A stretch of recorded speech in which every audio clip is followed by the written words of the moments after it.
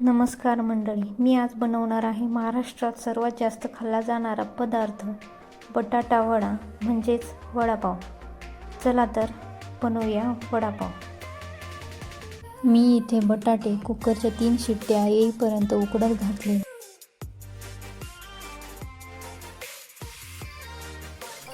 बटाटे उकडेपर्यंत आपण इथे वडापाव सोबत खाल्ली जाणारी चटणी बनवूयात। इथे 1 प्लेट शेंगदाणे व साल न काढलेला लसूण घेतलेला आहे। त्यामध्ये चवीनुसार मीठ आणि तिखट घालून घ्यायचं। हे मिश्रण आपल्याला मिक्सरमध्ये जास्त बारीक वाटायचे नाहीये, ते आपल्याला जाडसरच असं ठेवायचे आहे। तुम्ही बघू शकता अशा पद्धतीने आपल्याला लसूण व शेंगदाणे मिक्सरमधून काढून घ्यायचे आहे। त्यानंतर आपल्याला चटणी तव्यावरती थोडेसे तेल टाकून त्याचा ओलावा जाईपर्यंत कडक करून घ्यायचे आहे।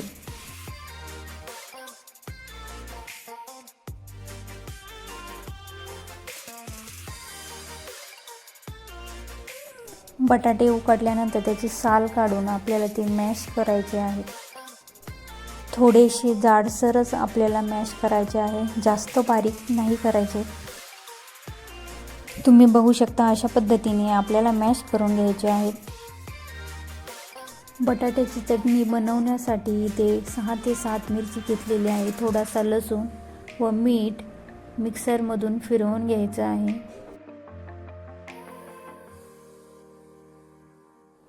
आपल्याला कढईमध्ये थोडेसे तेल घालून घ्यायचे आहे। तेल तापल्यानंतर त्यामध्ये मोहरी, हिरवी मिरची व थोडीशी हळद घालून घ्यायची आहे।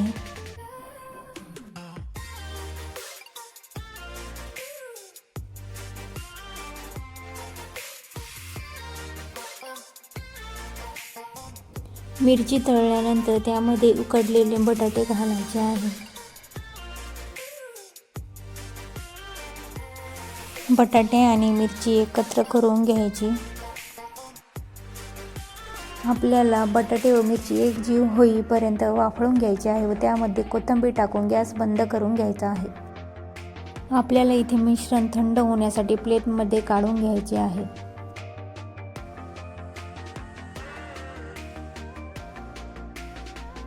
मिश्रण थंड होईपर्यंत आपल्याला एका बाउलमध्ये थोडेसे बेसन पीठ, चवीनुसार मीठ, थोडीशी हळदी व खाण्याचा सोडा घालून घ्यायचे आहे। त्यामध्ये थोडेसे पाणी घालून मिक्स करून घ्यायचे आहे।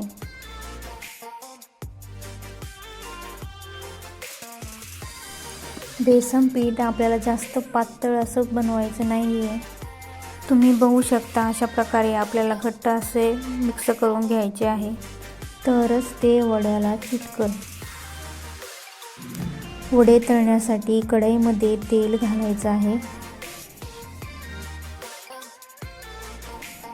तेल तापल्यानंतर मी इथे थोडीशी मिरची कापून घेतलेली आहे, ती तळून घेते। कारण वडापाव म्हटला की हिरवी मिरची तर पाहिजेच।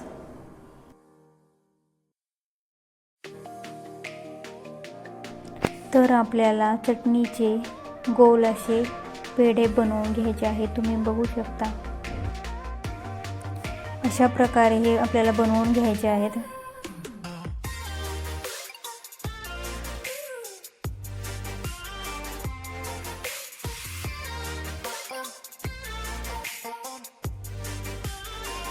नंतर ते आपल्याला बेसन पिठामध्ये बुडवून तेलामध्ये सोडायचे आहे।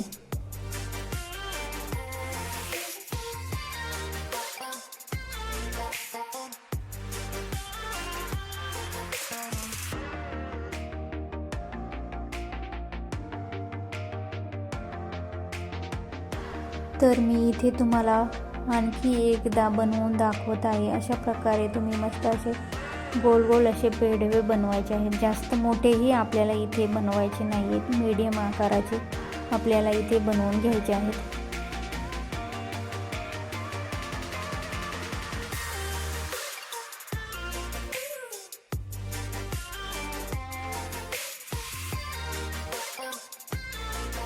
आपल्याला वडे सर्व मीडियम गॅसवरती तळून घ्यायचे आहेत. वडे जास्त असे लालसर करायचे नाहीत. तुम्ही बघू शकता अशा प्रकारे आपल्याला सर्व वडे तळून घ्यायचे आहेत.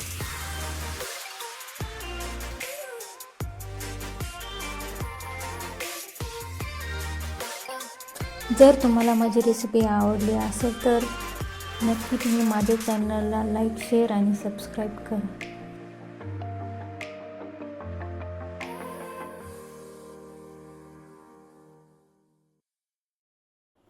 तर इथे आपला वडापाव तयार झालेला आहे.